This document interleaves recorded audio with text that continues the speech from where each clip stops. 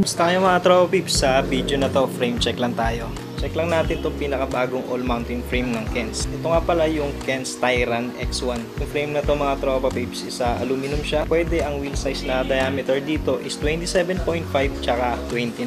Internal cabling na siya. Tapered yung head tube. Itong bracket shell nito is PSA threaded. Yung pwede naman dito na seat post is 31.6. At yung seat clamp na pwede dito is 34.9 mm. Yung frame na to mga tropa peeps is boost na siya. Ang sukat nito is 12 by 148 mm. Yung lagayan ng brake caliper sa likod is post mount. Yung sukat pala ng frame na to mga tropa peeps is 17 inches and dropper post ready na siya.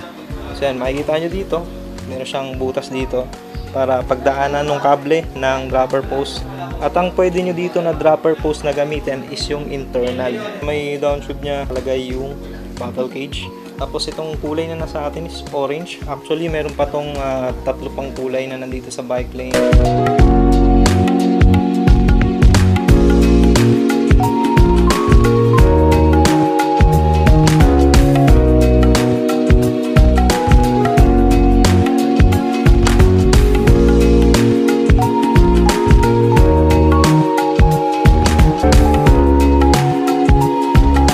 Simple lang nung design ng frame. Dito lang sa down tube niya yung brand.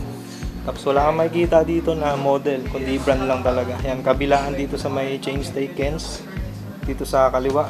Tapos dito din sa kanan yan, nakalagay Kenz din. Yung travel nga pala na pwede na fork dito is 140mm to 160mm. Check naman natin yung design ng frame. Hindi siya smooth weld dito sa may head tube area. Itong bracket shell. Pati sa drop out dito sa may top tube din. Ito meron siyang brace dito. Wala nga lang dito sa may seat stay, pero meron siya ditong brace sa may chain stay. Since na internal cabling to, pakita ko sa inyo kung saan niraroute yung mga kable. Dito sa kanang side ng down tube, dito niraroute yung para sa dropper post at lulusot dito. Tapos dito nyo siya ipapasok dito sa may butas na dito sa may seat tube. Ito naman tayo sa kabilang side. Dito naman sa itaas, dito nyo i-route yung kable ng preno sa likod. Yan. Bali dito, papasok nyo dito. Tapos lalabas siya dito. Yan. Tapos tuloy-tuloy na yan papunta dito sa yan, kabitan ng brake caliper. Sa shifter naman para sa rear derailleur, dito yon nilulusot. Tapos ngayon dito siya lulusot sa ilalim. So yan. Ito may butas dito sa may down tube.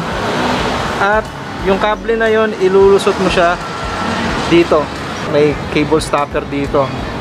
At ayan, papunta na yan dito sa rear derailleur. Sa ganun lang kasimple kung paano i-route yung mga kable dito sa frame na to. Ito yung pwede na headset para sa frame na to. Yan. Yung may cap. Bali yung pang itaas na sukat nito is 44mm. Yan. Yung pang ilalim naman is 55mm. Swak na tong headset na to para dyan sa head tube ng frame na to. So yun, ulitin ko, 44mm yung ibabaw at 55mm yung ilalim. Pag-usapan naman natin yung geometry nitong frame na to. So bali yung head tube angle nito is 65 degrees. Tapos yung seat tube angle naman nito is 74 degrees.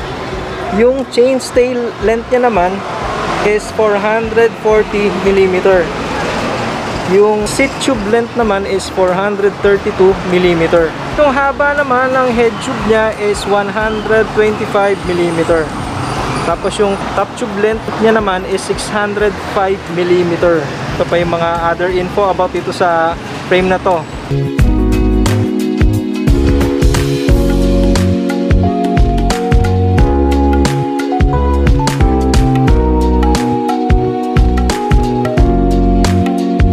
Pag-usapan naman natin kung ano yung mga nagustuhan ko dito sa frame na to. Unang-una, napakasimple ng design, hindi masyadong loud yung mga decals. Ito lang yung decals niya actually sa down tube, tapos dito sa chainstay.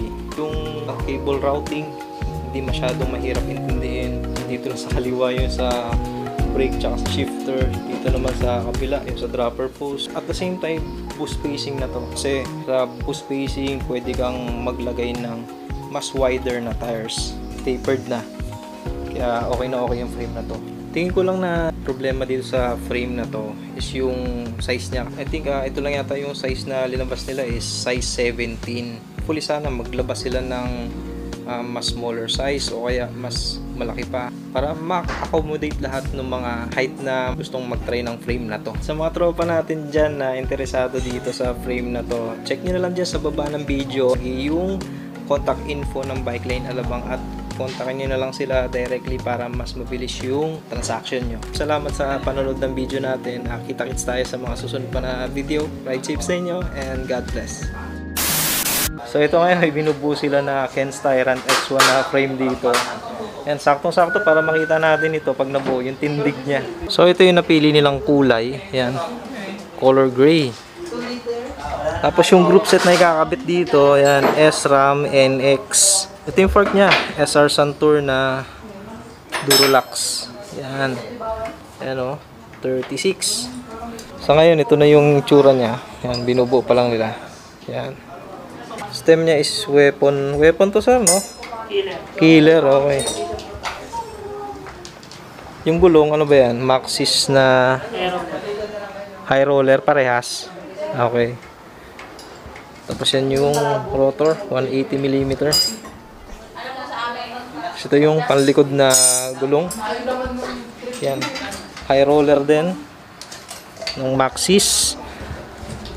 Yung hubs is traction. Kabit na yung gulong. Para mabilis lang to ah. Yun yung cogs. Ayan na yung itsura niya guys oh. Unti-unti na siyang nabubuo. Ayan. Ayos natin. Ayan siya oh. Pogi. Ayan. Para magkaroon man lang kayo ng idea kung ano itsura niya pag nabuo. Ganda ng handlebar oh. ITM. Parang bilis nito ah, nakabit na yung crank ah. Bilis magbuo nito no. Dahil dyan, sa'yo na tong bike na to.